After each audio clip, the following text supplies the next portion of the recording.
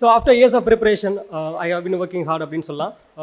Because நான் வந்து இப்போ பேக் டு பேக் எக்ஸாம் வந்து கிளியர் பண்ணியிருக்கிறேன். ஸோ நான் back to back exam clear பண்ணுறதுக்கு ரீசனாக இருந்த நம்ம சுரேஷ் இன்ஸ்டியூட் அப்படின்னு சொல்ல முடியாது, ஆக்சுவலாக சுரேஷ் ட்ரிபியூட்டரிஸ் அப்படின்னு சொல்லலாம் அப்படின்னு சொல்லிட்டு நான் சொல்கிறேன். ஏன் அப்படின்னா இங்கே இருக்கிறது தான் ஒரு ஆர்ஜின் மாதிரி சொல்லலாம். ஸோ இப்போது ஓவராலாகவே நம்ம தமிழ்நாடு அப்படின்னு எடுத்துக்கிட்டு தான் இங்கேருந்து தான் எல்லா பிரான்ச்லையுமே ஒன் ஸ்டூடெண்ட் ஆஃப் அப்படின்னு சொல்லிட்டு நம்ம சுரேஷ் இன்ஸ்டியூட்லேருந்து வரலாம். ஸோ அதனால தான் இது நான் சுரேஷ் ட்ரிபியூட்டரிஸ் அப்படின்னு சொல்லிட்டு ஐ விஷ் அப்படின்னு சொல்லலாம். ரைட். ஸோ ஒரே ஒரு அடேஜ் மட்டும்தான். If the path seems easy then you are on the wrong path அப்படின்னு சொல்லிட்டு ஒரு அடேஜ் இருக்குது. ஸோ இந்த டிஸ்கிரிப்ஷன் எல்லா நோட்லேயுமே நான் எழுதி வச்சுருப்பேன். ஸோ எதுக்காக அப்படின்னா ஸோ எல்லாமே ஸோ அதுக்கு முன்னாடி ஸோ ஜென்ரலாக ஒரு டிஸ்கிரிப்ஷன் என்ன அப்படின்னா hi hello and good morning to every one to present here அப்படின்னு சொல்லிட்டு ஃபர்ஸ்ட் ஆஃப் ஆல் இங்கே இந்த கிளியர் பண்ணுற ஆஸ்பிரண்ட்ஸ் எல்லாத்துக்குமே ஒரு விஷயம் சொல்லிக்கிறேன். அட் த சேம் டைம் என்னோட நேம் ஆசிஷேட், this is Ilamurugan, I came from Ariyalur.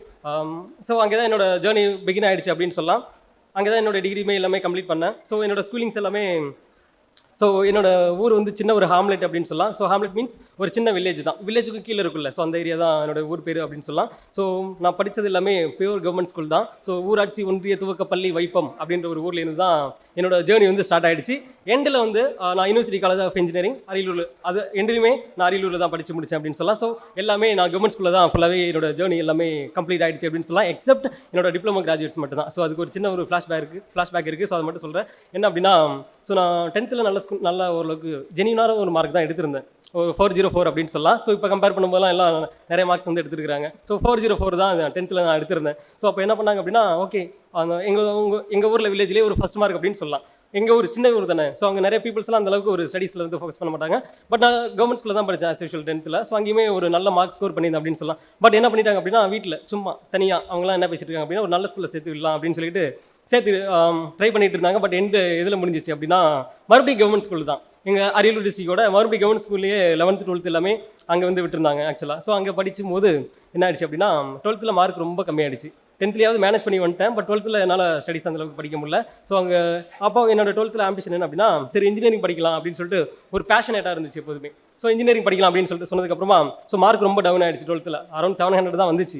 So என்னால் பர்சியூ பண்ண முடியல. ஏன் அப்படின்னா பிகாஸ் நான் வந்து ஒரு அக்ரிகல்ச்சர் ஃபேமிலி தான். ஸோ என்னால் எங்கள் வீட்டில் வந்து ஒரு லோன் போட்டுலாம் என்னால் படிக்க வைக்கிற ஒரு அளவுக்கான ஒரு ஃபேமிலி கிடையாது அப்படின்னு சொல்லிட்டு ஸோ என்ன பண்ணலாம் அப்படின்னா மறுபடியும் வந்து சரி என்னால் நான் இன்ஜினியரிங் படித்து தான் ஆகணும் அப்படின்னு சொல்லிட்டு ஒரு தாட் இருந்துச்சு எனக்கு. ஸோ நான் அதை பர்சியூ பண்ணோம் அப்படின்னா ஒரு நல்ல டிப்ளமோ படிக்கணும் அப்படின்னு சொல்லிட்டு ஒரு ஐடியா இருந்துச்சு. ஸோ அப்போ என்ன பண்ணிட்டாங்க அப்படின்னா எங்கள் டேட் அண்ட் மாம் பற்றி பேசணும்னா நிறைய பேசலாம் அவங்களை பற்றி பேசும்போது. எதுக்காக அப்படின்னா my mom and dad taught me a lot but not teaching anything. அவங்க வந்து எனக்கு நிறையா டீச் பண்ணியிருக்காங்க. எப்படின்னா எதுவுமே டீச் பண்ணாமல் நிறையா டீச் பண்ணியிருக்காங்க அப்படின்னு சொல்லலாம் அந்த இடத்துல. ஸோ எதுக்காக அப்படின்னா ஒரு எக்ஸாம்பிள் சொல்லணும் அப்படின்னா இப்போது நான் வந்து டிப்ளமோ படிக்கணும் அப்படின்னு சொல்லிட்டு ஏன்னா நான் இன்ஜினியரிங் படிக்கணும்னு சொல்லிட்டு ரொம்ப விஷயம் இருந்துச்சு. என்னோட 12th வந்து மார்க் ரொம்ப லோவானதுனால ஸோ நான் டெஃபினட்டாக இன்ஜினியரிங் படிக்கணும் அப்படின்னு சொல்லிட்டு ஒரு டிசைட் இருந்துச்சு. ஸோ அதுக்கப்புறமே என்ன பண்ணாங்க அப்படின்னா எந்த விதமான டெசிஷனுமே எடுக்கல. அதுக்கப்புறம் நான் ஒரு ப்ரைவேட் காலேஜில் வந்து படிக்க போகிறேன் டிப்ளமோ அப்படின்னு சொல்லிட்டு வீட்டில் வந்து ரொம்ப ஃபோர்ஸ் பண்ணியிருந்தேன். ஸோ அப்போ எங்கள் அப்பா ஒரு ஃப்ரூகல் பர்சன் அப்படின்னா ரொம்ப எக்கனாமிக்கல் பர்சன் அப்படின்னு சொல்லலாம், அன்வில்லிங் டு ஸ்பெண்ட் மணி அப்படின்னு சொல்லலாம். ஸோ அவங்க என்ன பண்ணிட்டாங்க அப்படின்னா ஜஸ்ட் வந்து ஒரு கிளாரிஃபிகேஷன் மட்டும் தான் இருந்துச்சு. ஸோ அப்போ என்ன சொல்லிட்டாங்க அப்படின்னா ப்ரைவேட் காலேஜா how can I do this அப்படின்னு சொல்லிட்டு இருந்தாங்க. ஸோ அதுக்கப்புறம் நான் சொல்லிட்டேன் நீங்கள் வந்து இப்போ என்ன அந்த காலேஜில் சேர்க்கலனா என்னை யாருக்காவது தத்து கொடுத்துருங்க அப்படின்னு சொல்லிட்டேன். ஸோ அதுக்கப்புறமா தான் என்ன பண்ணிட்டாங்க அப்படின்னா அந்த காலேஜில் வந்து நான் ஜாயின் பண்ணி விட்டாங்க. ஸோ அங்கே முடிச்சதுக்கப்புறமா ஸோ அரௌண்ட் ஒரு 94-95% கிட்ட எனக்கு வந்துச்சு டிப்ளமோவில். ஸோ வந்ததுக்கப்புறமா சரி ரைட் நெக்ஸ்ட் அப்படின்னு சொல்லிட்டு இன்ஜினியரிங் வந்து பர்சியூ பண்ண ஆரம்பிச்சிட்டேன். ஸோ இன்ஜினியரிங் என்னோட விஷயம். ஸோ அது நல்லா பயங்கரமாக ஒரு படிக்க ஆரம்பிச்சிட்டு ஸோ அதுக்கப்புறம் இன்ஜினியரிங் படிச்சிட்டோம், என்னோட டிகிரி பயங்கரமாக வச்சிருக்கிறேன், கண்டிப்பாக அதுலேருந்து ஒர்க் போயிட்டு அங்கேருந்து என்னோட ஜேர்னி வந்து வேறு மாதிரி லைஃப் ஸ்டைல் வந்து பிகின் ஆக போகுது அப்படின்னு சொல்லிட்டு ஒரு சின்ன ட்ரீமுக்குள்ளே இருந்தேன். ஸோ அந்த ட்ரீமில் இருக்கும்போது தான் நான் டிகிரி முடிச்சுன்னு கொஞ்சம் வருஷம் டிகேடே ஆகிடும்னு நினைக்கிறேன். ஐ திங்க் ஏன் அப்படின்னா நாங்கள் ப்ரிப்பரேஷன் வந்து என்னோட லேட் 25 தான். ஓகேவா. ஸோ நான் ஆஃப்டர் என்னோட டிகிரி கம்ப்ளீட் பண்ணதுக்கப்புறமா நான் சென்னையில் வந்து ஒரு எம்என்சி தான் ஒர்க் பண்ணேன். ஃபர்ஸ்ட் ஆஃப் ஆல் அங்கே ஒர்க் பண்ணதுக்கப்புறமா அரௌண்ட் ஒரு 1.5-2 இயர்ஸ் ஆகிடுச்சு.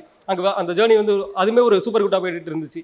ஏன் அப்படின்னா ஒரு கைடன்ஸ் இல்லை அப்படின்னு சொல்லிட்டு ரொம்ப நாள் ஃபீல் பண்ணிகிட்டே இருந்தேன் ஆக்சுவலாக. ஸோ அப்போது எங்கள் அப்பா வந்து எனக்கு எதுவுமே சொல்லிக் கொடுக்காம ஒரு கைடன்ஸாக இருந்தாங்க அப்படின்னு சொல்லிட்டு இந்த பேக் டு பேக் ரிசல்ட் வரதுக்கு அப்புறம் தான் எனக்கு வந்து தெரிய ஆரம்பிச்சது அப்படின்னு சொல்லலாம். பிகாஸ் நிறைய பேர் ப்ளேம் பண்ணிட்டு இருப்பாங்களா எல்லாமே. ஸோ என்ன சொல்லிட்டு இருப்பாங்க அப்படின்னா ஒரு ப்ராப்பர் கைடன்ஸ் இருந்துச்சுன்னா ஒரு பயங்கரமான ஒரு லெவலில் போயிருப்பாங்க அப்படின்ற மாதிரி சொல்லியிருப்பாங்க. பட் அதெல்லாம் எதுவுமே கிடையாது. ஏன் அப்படின்னா எனக்கு வந்து இன்கேஸ் வந்து எங்கள் அப்பா ஏதாவது சொல்லியிருந்தாங்க கூட அவங்க வழியில் தான் நான் போயிருப்பேன் அப்படின்ற மாதிரி ஒரு தாட் இருந்திருக்கும். பட் ஆனால் என்ன சொல்லல நான் ஆஃப்டர் எம்என்சியில் ஒர்க் பண்ணதுக்கப்புறமா அங்கேருந்து அதே ஜாப் குயிட் பண்ணிட்டேன் ஆக்சுவலாக. எப்படி குயிட் பண்ணேன் அப்படின்னா, ஒரு சின்ன நோட்டிஃபிகேஷன் இருந்துச்சு அங்கே, அந்த government exam NTPC railways notification வந்துட்டு இருந்துச்சு. ஸோ அங்கே என்ன பண்ணிட்டாங்க அப்படின்னா, அங்கே இருக்கிற பீப்புள் எல்லாமே சரி ஸ்டார்ட் ப்ரிப்பரேஷன் அப்படின்னு சொல்லிட்டு அங்கேருந்து கிளம்ப ஆரம்பிச்சிட்டாங்க. ஸோ எனக்குமே ஒரு தாட் இருந்துச்சு, ஸோ நம்ம இன்ஜினியரிங் பர்சூ பண்ண மாதிரி ஸோ இதுவுமே இதை ட்ரை பண்ணலாமா அப்படின்னு சொல்லிட்டு ஒரு ஐடியா இருந்துச்சு. ஸோ அப்போ தான் என்னோட friend college match mister Karthik வந்து அப்பியர் ஆனா என்னோட லைஃப்பில் செகண்ட் டைமா.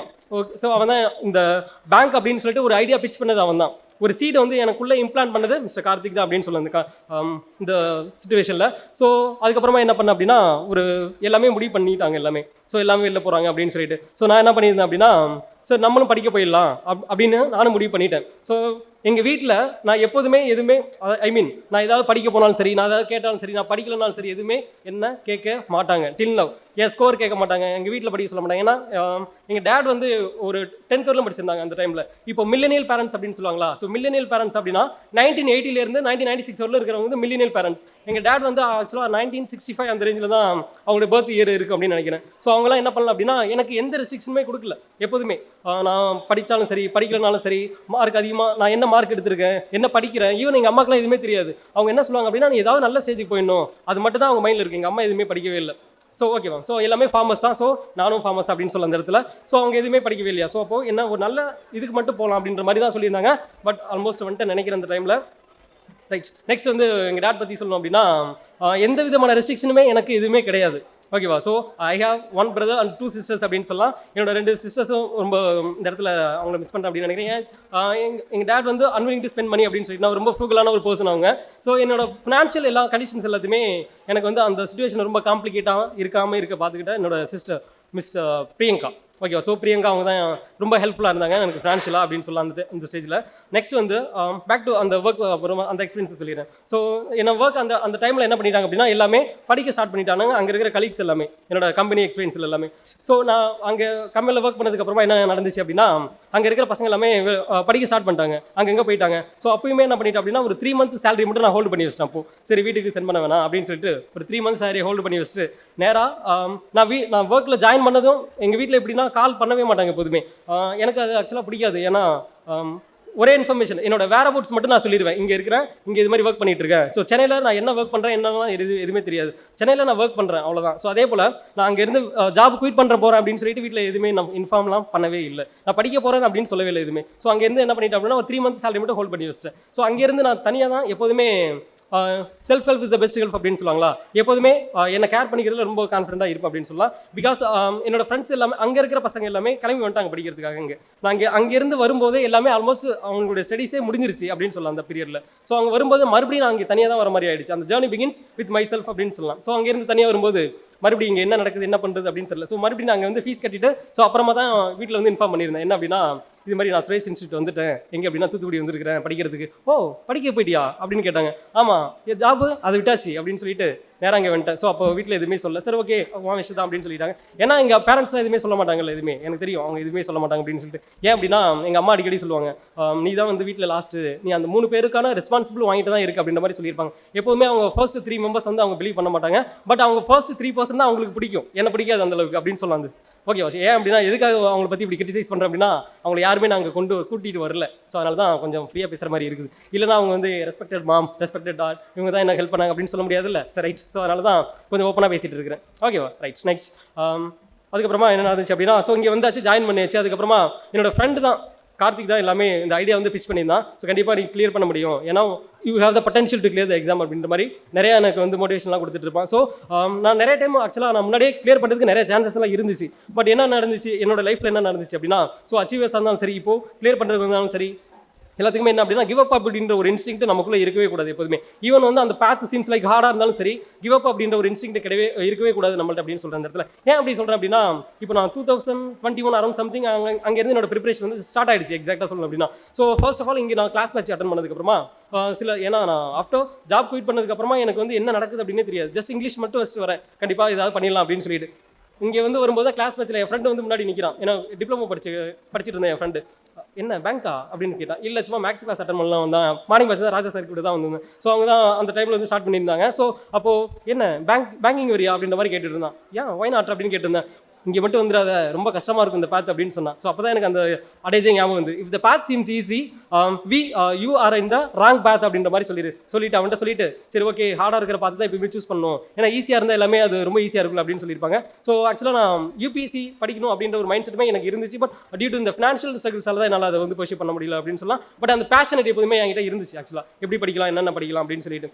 ப்ளஸ் அப்படின்னா இப்போ என்ன சொல்லுவாங்க அப்படின்னா, இப்போ சக்ஸஸ்ஃபுல் பீப்புள் எல்லாமே என்ன சொல்லுவாங்க, நான் ரொம்ப டிசிப்ளினாக இருப்பேன், காலைல 3:30 எழுந்திருப்பேன், அதுக்கப்புறம் உட்காந்து ஒரு ஸ்பெல் படிப்பேன், அப்படிலாம் எதுவுமே கிடையாது. ஸோ நான் கம்ப்ளீட்லி ஆப்போசிட் பர்சன் அப்படின்னு சொல்லுவேன். ஏன் அப்படின்னா பேஷன், ஓகேவா. So obsessiveness is also beat talent அப்படின்னு சொல்லலாம் எல்லாமே. ஸோ நான் டிசிப்ளின் பர்சன் அப்படின்னா கிடையவே கிடையாது. நான் ஒரு ஆனால் என்கிட்ட என்ன இருந்துச்சு, ஒரு பேஷனேட் இருந்துச்சு என்கிட்ட. எப்படியா இருந்தாலும் என்ன பண்ண முடியும், அந்த ஒரு ஃபியூல் இருக்குல்ல நம்ம கிட்ட எல்லாமே. ஸோ அந்த ஃபியூல் வந்து என்கிட்ட இருந்துச்சு, கண்டிப்பாக அச்சீவ் பண்ண முடியும் நம்மளால அப்படின்னு சொல்லிட்டு. ஸோ ஓவர் த இயர்ஸாகவே 2021 இந்த கிளாஸ் பேட்ச் முடிச்சதுக்கப்புறமா என்ன பண்ணிட்டேன் அப்படின்னா, என்னோட ஃபஸ்ட்டு குயிட் அங்கே தான். ஸோ இந்த ஸ்டடீஸ் வந்து ஃபர்ஸ்ட் குயிட் அங்கே தான் நடந்துச்சு. 21க்கு அப்புறமா என்ன நடந்துச்சு அப்படின்னா, குயிட் பண்ணிட்டு வீட்டுக்கு போயிட்டேன். ஸோ வீட்டில் கொஞ்சம் ஃபினான்ஷியல் ஸ்ட்ரகிள்ஸ் அப்படின்ற மாதிரி இங்கே என்னால் ஹேண்டில் பண்ணிக்க முடியல. ஏன்னா நான் கொண்டு வந்த சேலரி எல்லாமே முடிஞ்சிருச்சு. ஸோ அப்போ எங்கள் அக்காவும் எந்த விதமான ஒர்க்லையுமே இல்லை. ஸோ அதனால் வீட்டுக்கு போயிட்டு என்னால் கண்டிப்பாக ஸ்டடீஸ் வந்து பர்சூ பண்ண முடியல. சில எங்கள் ஃபார்மிங் மட்டும் அந்த ஃபார்மிங் ஏரியாஸில் அப்பா அம்மாவுக்கு வந்து சும்மா ஹெல்ப் பண்ணிட்டு மட்டும் இருக்கிற மாதிரி ஒரு சிச்சுவேஷன் கிரியேட் ஆயிடுச்சு. நெக்ஸ்ட் வந்து 2022 அகைன் வந்து என்ன பண்ணேன் அப்படின்னா, சரி ஸ்டார்ட் பண்ணலாம் அப்படின்னு சொல்லிட்டு மறுபடியும் ஸ்டார்ட் பண்ண ஆரம்பித்தேன். ஸோ அப்போ 2022 ஒரு பிக்கஸ்ட் ஹார்ட் பிரேக் அப்படின்னா, என்னோட ஃப்ரெண்டு மிஸ்டர் கார்த்திக் வந்து ஒரு அன்டைம்லி ஆக்சிடென்ட் மெட் பண்ணதில்ல, அவன் அந்த இடத்துலயே கொஞ்சம் இறந்து போயிட்டான். ஸோ அதனால் அது பெரிய ஹார்ட் பிரேக் ஆகிடுச்சு. ஸோ என்னோட செகண்ட் குயிட் வந்து அந்த இடத்துல நடந்துச்சு. அதுக்கப்புறம் என்னால் கண்டிப்பாக ஒரு ரொம்ப என்ன சொல்கிறது அப்படின்னா, ஸோ அதுலேருந்து என்னால் வெளியே வர முடியல. ஏன்னா ஒரு ஐடியா வந்து பிச் பண்ணது நமக்கு ஒரு என்னோட கெரியரை சூஸ் பண்ணதே அவன் ஒன் ஆஃப் த ரீசன்ஸ் அப்படின்னு சொல்லலாம். எனக்கு அந்த கெரியர் பேங்கிங்குள்ளே வரதுக்கான ஒரு ரீசன்ஸ் அவன் அப்படின்னு சொல்லலாம். பட் அவன் இல்லாத இடத்துல how can I pursue this அப்படின்ற மாதிரி லாட் ஆஃப் கொஸ்டின்ஸ் வந்து என்கிட்ட கிரியேட் ஆகிடுச்சு என் மைண்டில் அப்படின்னு சொல்லலாம். ஸோ அப்போ என்ன பண்ண அப்படின்னா, நெக்ஸ்ட் ஏதாவது எனக்கு ஒரு அடேஜ் ஒன்று இருக்குது ஆக்சுவலாக. Excessive emotions whether to joy or to sad can disrupt your people mind அப்படின்னு சொல்லலாம். நம்மக்கிட்ட வந்து ஒரு டூ மச் எமோஷனாக இருந்தாலும் சரி, டூ மச் ஜாயாக இருந்தாலும் சரி, டெஃபினட்டாக நம்ம பர்சனோட மைண்டை டிஸ்ரப்ட் பண்ணுறதுக்கான ஒரு குவாலிட்டி இருக்குது அப்படின்ற மாதிரி சில இருந்துச்சு. ஸோ அதுக்கப்புறம் நான் வந்து புக் படிக்க ஆரம்பித்தேன். ஸோ புக் படிக்க ஆரம்பிச்சதுக்கப்புறமா ஸோ அந்த தாட்லேருந்து டிஸ்ட்ராக்ட் பண்ணிவிட்டு மறுபடியும் 2023 என்னோட ஃபுல் இன்டென்ஷனோட ப்ரிப்பரேஷன் வந்து ஸ்டார்ட் பண்ணேன் ஆக்சுவலாக. ஸோ அப்புறம் 2023 எல்லா மெயின்ஸுமே எழுதியிருக்கேன் till now, except SBI PO. அந்த பிஓ மட்டும் மெயின்ஸ் என்னால் எழுத முடியல டில் நவ். ஸோ அதுக்கு மட்டும் ஃபீல் பண்ணிருக்கிறேன். ஸோ எல்லா மெயின்ஸுமே எழுதிட்டேன் ஓவர் த இயர்ஸ் எல்லாமே. ஸோ இப்போது நான் வந்து இப்போ back to back exam clear பண்ணியிருக்கேன் அப்படின்னு சொல்லிட்டு ரொம்ப ப்ரௌடாலாம் கிடையாது எப்போதுமே. ஏன் அப்படின்னா, நான் 2023 ஃபர்ஸ்ட் மெயின்ஸ் எழுதுறதுக்கும் 2025 இப்போ எழுதுகிற மெயின்ஸுக்கும் பயங்கரமான டிஃப்ரென்ஸ் இருந்துச்சு. என்ன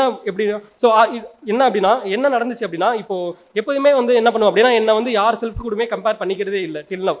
ஃபியூச்சர்லையும் கண்டிப்பாக பண்ண மாட்டேன். ஏன் அப்படின்னா, it's always me versus me தான், it's never me versus you அப்படின்னு சொல்லுவேன். எதுக்காக சொல்கிறேன் அப்படின்னா, இப்போ எக்ஸாம்பிள் சொல்லணும் அப்படின்னா, இப்போ ஆர்ஆர்பி எக்ஸாம் எடுத்துக்கிட்டாலும் சரி, 2023 என்னோட ஃபர்ஸ்ட் மெயின்ஸ் ஆர்ஆர்பி இந்த கிளரிக்கல் இருக்குல்ல, ஸோ இதில் தான் நான் ஃபர்ஸ்ட் மெயின்ஸ் எழுதிருந்தேன். அதில் ஜஸ்ட் வந்து ஸ்கோர் வந்து 67 தான் ஸ்கோர் பண்ணியிருந்தேன், ஓகேவா. ஸோ 67 தான் ஸ்கோர் பண்ணியிருந்தேன். அதுக்கப்புறம் 2024 இந்த ஸ்கோர் எவாலுவேஷன் ஆகி 96 வந்து ஸ்கோர் பண்ணியிருந்தேன். ஸோ அதுக்கப்புறமா 2025 இப்போ ரீசன் ரிலீஸ் பண்ணியிருக்காங்க அந்த ரிசல்ட். ஸோ இது வந்து 2025 எக்ஸாம் தான். ஸோ இதில் வந்து எவ்வளோ ஸ்கோர் பண்ணியிருந்தோம்னா 132 வந்து ஸ்கோர் பண்ணியிருந்தேன் ஆக்சுவலாக.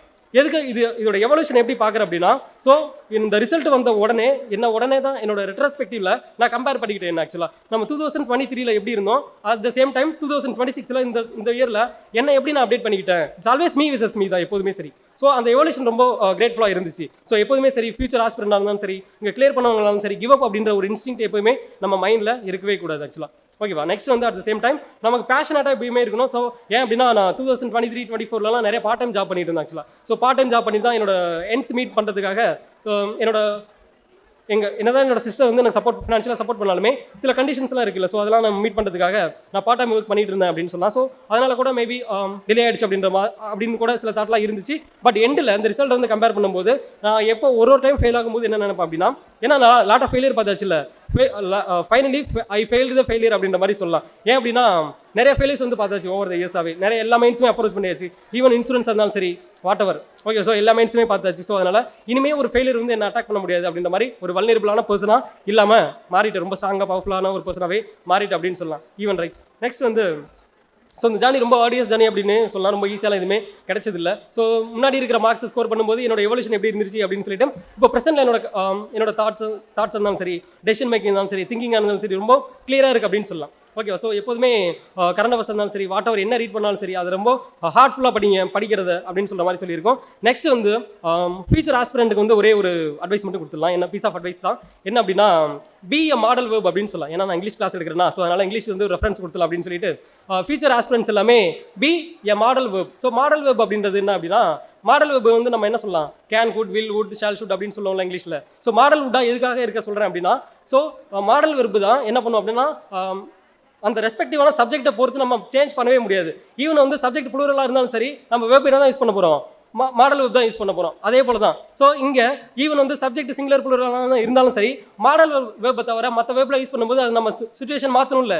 ஆனால் மாடல் வெப்புக்கு அப்படி கிடையாது. எந்த விதமான சரி இர்ரெஸ்பெக்டிவ் சப்ஜெக்ட் எப்படி இருந்தாலும் சரி, நம்ம என்ன பண்ண போகிறோம், எந்த விதமான சேஞ்சஸுமே தேவையில்லை. ஸோ அதனால் ஃபியூச்சர் ஆஸ்பிரண்ட்ஸ் எல்லாமே பேஷனேட்டாக இருங்க.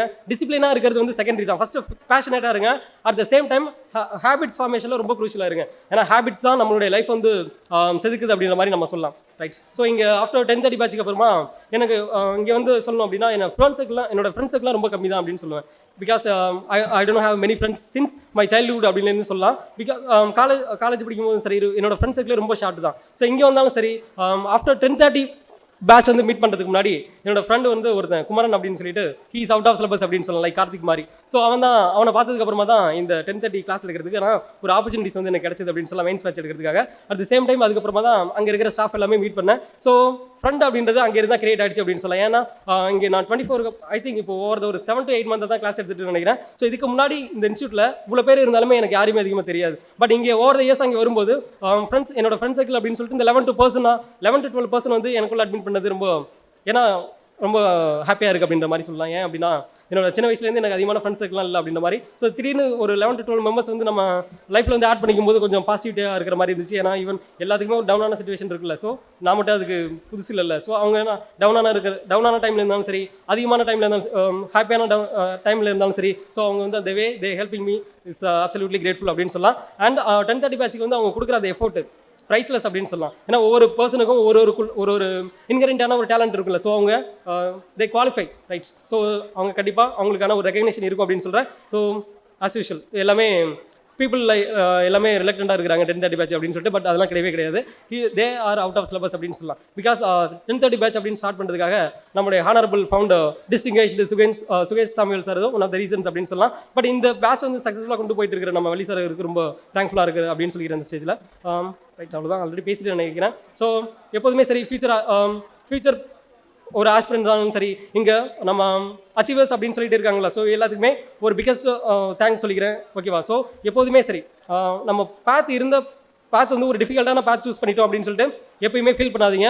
ஓவர் த இயர்ஸ் அப்போ நான் கிவ் அப் பண்ணிட்டோம் அப்படின்னு இன்கேஸ் வந்து எனக்கு சக்ஸஸ் ஆகலாம் அப்படின்னு சொல்லிட்டு எப்பவுமே ஃபீல் பண்ணதில்லை. எங்கள் வீட்லையுமே கேட்கல, நீ என்ன படிச்சுட்டு இருக்கிற, ஸோ இவ்வளோ நாளாக ஏன் படிச்சுட்டு இருக்கிற, சீக்கிரம் வந்துடலாம் வீட்டுக்கு அப்படின்னு சொல்லிட்டு இன்னொருலாம் கேட்கவே இல்லை. இன்னும் எக்ஸாம்பிள் சொல்லணும் அப்படின்னா, நான் வீட்டுக்கு ஃபோன் பண்ணுறேன் எங்கள் அம்மாட்ட, ma'am I clear the exam அப்படின்னு சொல்லிட்டு சொல்கிறேன் அவங்கள்ட்ட. அவங்க சொல்லும்போது, ஓ கிளியரா, சரி சீக்கிரம் வந்துடாது வீட்டுக்கு, அங்கேயே இரு, எல்லாத்தையும் முடிச்சுட்டு வா, நீ பாட்டுக்கு வந்துடாது அப்படின்ற மாதிரி சொல்லியிருக்காங்க.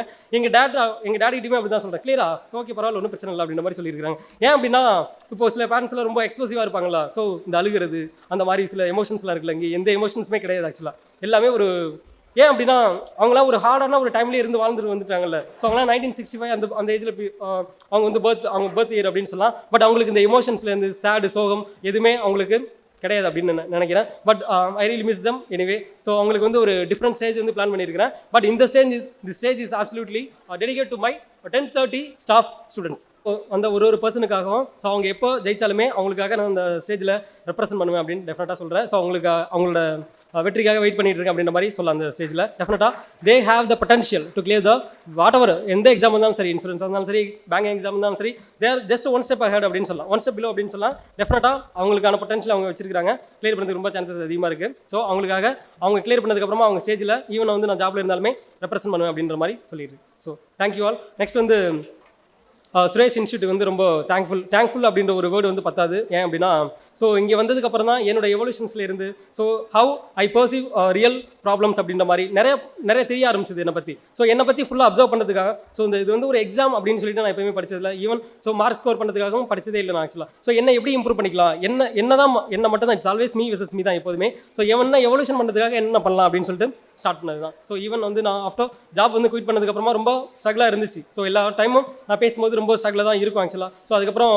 somehow ஐ ஓவர் கேம் அப்படின்னு சொல்லலாம். ஸோ ஃபியூச்சரில் இதுமாரிலாம் ஏன்னா எல்லா ஹார்ட் டைம்ஸுமே பார்த்தாச்சுல, hard times are the best source of experience அப்படின்னு சொல்லலாம். ஒரு பெஸ்ட் எக்ஸ்பீரியன்ஸே நம்ம ஹார்ட் டைம்ஸ் தான் கொடுக்க போது. என்னதான் நமக்கு ஒரு ப்ராப்பர் கைடன்ஸ் இருந்தாலும் சரி, ஹார்ட் டைம்ஸ் தான் ஒரு பெஸ்ட் சோர்ஸ் அப்படின்னு சொல்லலாம். வாட் எவர் லைஃப் கொண்டு போனாலுமே சரி. ஸோ நெக்ஸ்ட் வந்து இதில் அஸ் எ ஸ்டாஃபாக இங்கே இருக்கிற ஒரு சில பேர்ஸுக்கு மட்டும் நான் இங்கே ரொம்ப தேங்க்ஃபுல்லாக சொல்லிக்கிறேன். ஃபர்ஸ்ட் வந்து நம்முடைய பேங்கிங் கோஆர்டினேட்டர் ராஜா சார் அப்படின்னு சொல்லலாம். ஸோ அவங்க தான் ஃபர்ஸ்ட் பேட்ச் வந்து மேனேஜ் பண்ணிட்டு இருக்காங்க. ஸோ அவங்க he is also working hard அப்படின்னு சொல்லலாம். ஏன்னா ஒவ்வொரு பேட்சுமே கொண்டு வரது, ஸோ இன்ஸ்டியூட்டுக்கான ஒரு நெக்ஸ்ட் லெவலில் கொண்டு போகிறது அவங்களுக்கான அவங்களுமே ஒரு பேத் வந்து கிரியேட் பண்ணி வச்சிருக்காங்க. ஸோ அவங்களுக்கு இந்த இடத்துல ஒரு தேங்க்ஸ் சொல்லிக்கிறேன். நெக்ஸ்ட் வந்து நம்ம டேட்டா சென்டரோட ஒரு பர்சன் அங்கே இருப்பாங்க, பாவேந்தர் சார். ஸோ எல்லாமே என்ன பண்ணியிருப்பாங்க அப்படின்னா, நம்ம வந்து என்ன பண்ணுறோம், நேராக வரோம், டெஸ்ட் போடுறோம், கொஸ்டின் வந்து நம்ம கைக்கு வருது. ஸோ இதை தாண்டி பின்னாடி இல்லை ஒர்க் பண்ணுற எல்லாமே, ஸோ ஆர்என் டிபார்ட்மெண்ட்டாக இருக்கட்டும், ஸோ இங்கே ஒவ்வொரு பர்சனுமே சரி, இன்சார்ஜாக இருக்கட்டும், நெக்ஸ்ட் வந்து எல்லா பீப்புளுமே சரி, அங்கே இருக்கிற அவங்களுக்கு சப்போர்ட்டிவான பர்சன், ஸ்டாஃப்ஸ், ஈவன் வந்து கம்பெனி பண்ணிட்டு இருக்காங்க. ஸோ எல்லாமே, ஸோ அவங்களுக்கான ஒரு ரெகனேஷன் டெஃபினட்டாக இங்கே நான் விஷ் பண்ணிக்கிறேன் அப்படின்னு சொல்லலாம். ஏன் அப்படின்னா அவங்களாம் கண்டிப்பாக அவங்களுடைய டிசிப்ளின் சரி, ஸோ அவங்க தே ஒர்க் அப்படின்ற மாதிரி பயங்கரமாக பண்ணிட்டு இருக்காங்க எல்லாமே. So I wish them all of them அப்படின்னு சொன்னால் right. So thank you for you all as well as and thank you for your time அப்படின்னு சொல்லி தேங்க்யூ. சுரேஷ் IAS அகாடமி, வெற்றியின் முகவரி.